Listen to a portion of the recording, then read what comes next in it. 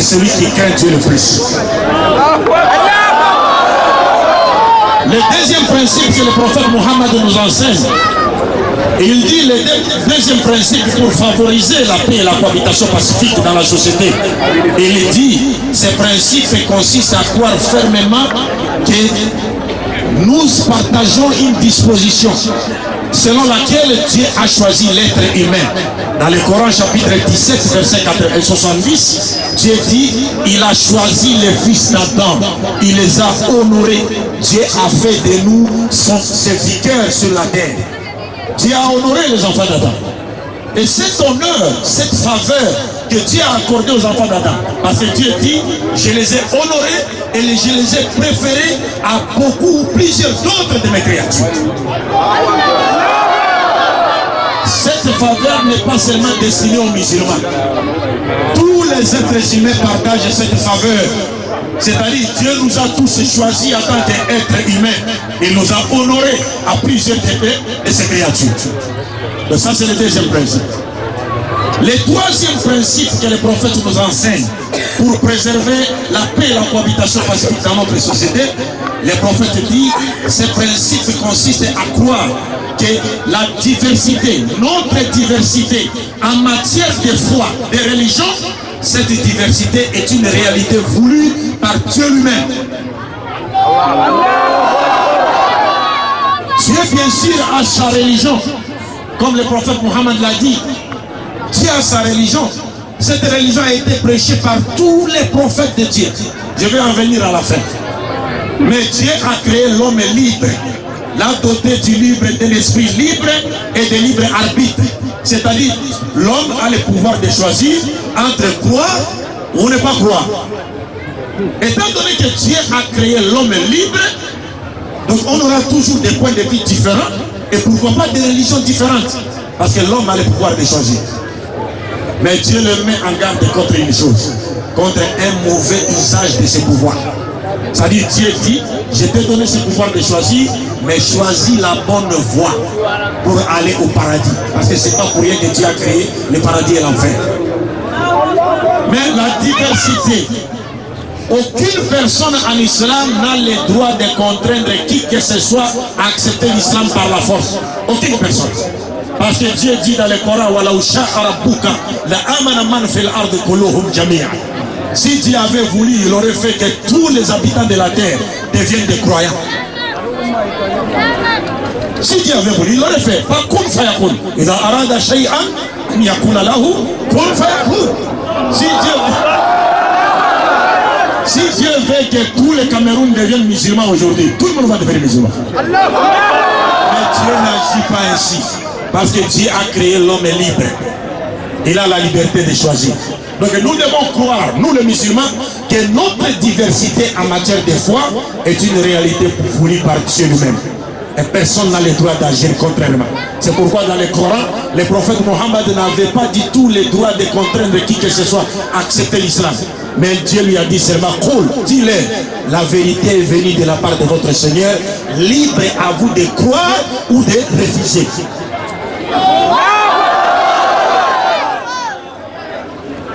Le prophète n'a rien à faire. Il a le bala, transmettre le reste, c'est Dieu.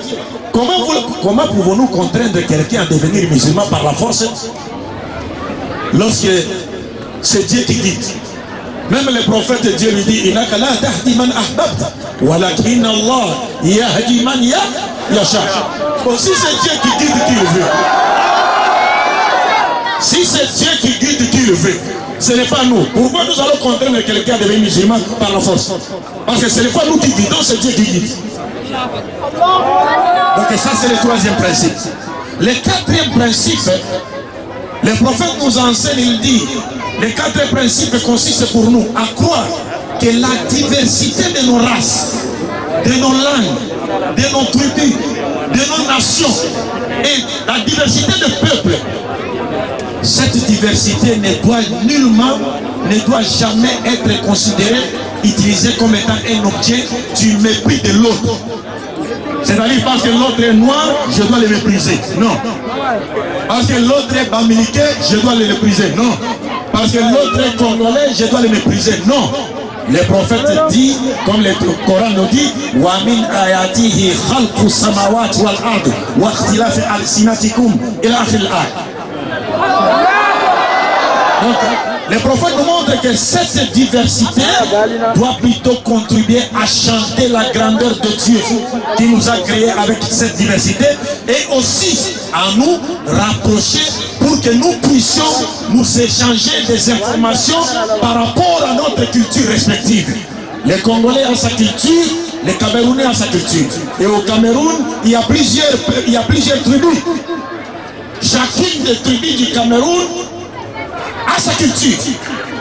Au Congo, nous avons plus de 570 tribus, au moins 470 langues ou dialectes.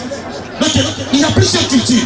Donc, quand on arrive chez des gens, à la lumière de ces versets, je ne dois pas considérer ces gens comme des étrangers que je dois tuer, mais je dois les considérer comme étant mes frères. Nous appartenons à la grande famille d'Adam, mais nous avons été créés avec des diversités, et cette diversité va me pousser vers elle pour pouvoir tirer des informations par rapport à leur culture et vice versa.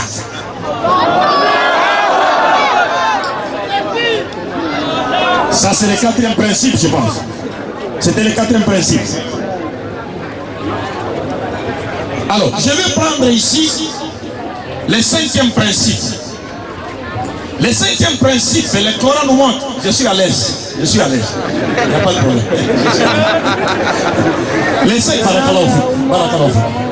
Le cinquième principe, le prophète Mohammed nous enseigne, il dit, chaque être humain, quelle que soit son origine, a droit à la vie. Chaque être humain a droit à la vie, quelle que soit son origine. C'est pourquoi le Coran dit, quiconque tue une âme innocente, c'est comme s'il a tué toute l'humanité. Et quiconque sauve une âme, c'est comme s'il a sauvé toute l'humanité. Tuer une seule personne innocente en islam est synonyme de tuer toute l'humanité.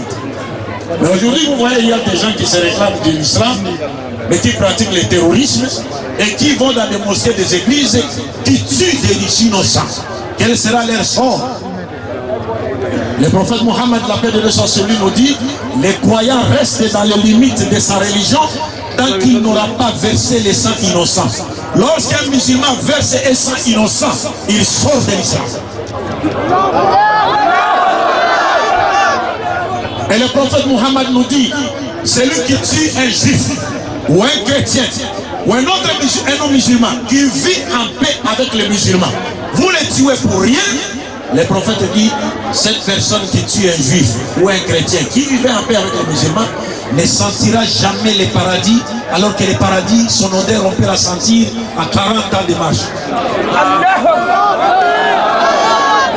Et le prophète nous dit encore, celui qui tue un juif ou un chrétien qui vit en paix avec les musulmans, le prophète Mohammed dit, il me trouvera comme étant son adversaire devant Dieu le jour du jugement dernier. C'est-à-dire, c'est le prophète Mohammed lui-même qui sera là pour défendre, réclamer vengeance par rapport au sang de juifs ou chrétiens qui a été injustement versé. Tuer en islam, c'est interdit en islam. Tuer les innocents, c'est interdit. Le prophète Mohammed dit, si les anges au ciel complotaient avec les hommes sur la terre pour tuer un seul croyant, le prophète dit, Dieu prendra ces anges et ces hommes, on va les tirer par leurs pieds, leur visage est en train de s'écorcher au sol pour les jeter en enfer, les anges comme les hommes, pour avoir tué un seul innocent. Ça, c'est l'enseignement de l'islam. Et le prophète Mohammed nous dit, au dernier jour, les dossiers sur lesquels Dieu se penchera, les premiers dossiers par rapport aux relations entre l'homme et l'homme, les premiers dossiers sur lesquels Dieu se penchera au dernier jour, c'est les dossiers qui consistent à verser les sangs innocents. C'est ces dossiers-là que Dieu va commencer à traiter. Sur le plan horizontal. Sur le plan vertical, la première question sur laquelle nous serons interrogés, c'est la prière. Sur le plan vertical, c'est la prière. Dieu nous a créés, comme je l'ai dit dans mon introduction, pour l'adorer. Un vieux qui dépasse 60 ans, qui ne prie pas, c'est comme s'il a défié Dieu. Un jeune qui a atteint l'âge de faire la prière, mais qui ne prie pas, c'est comme s'il a défié Dieu. Dieu ne nous demande rien. Nous ne pouvons pas nourrir Dieu. Dieu dit dans les hadiths Qudsi, oh vous les humains, vous pouvez vous mettre tous sur un terrain, vous avec les djinns, vous tous, les humains du début jusqu'à la fin, vous présentez votre demande. Dieu dit, je répondrai favorablement à la demande de chacun de vous. Et ce que je vous donnerai, comparativement à ma richesse, sera comme une aiguille dont on a introduit dans l'eau de l'océan. On a retiré le guide, l'eau de l'océan qui s'est attachée à l'aiguille, c'est ce que moi je vous ai donné, et l'océan qui est resté, c'est cela ma richesse. Non, il n'y a pas de problème de l'heure de la prière. Ibn Abbas radiallahu anhu, il était en train de prêcher, les gens lui ont dit l'heure de la prière. Ibn Abbas a dit, vous voulez m'apprendre la sunna? On va retarder la prière parce qu'on prêche.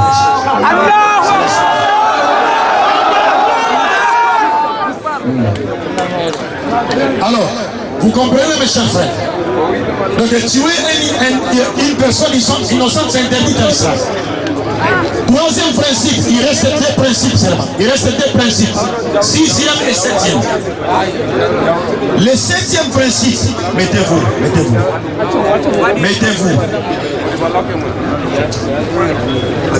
Hey, ça va.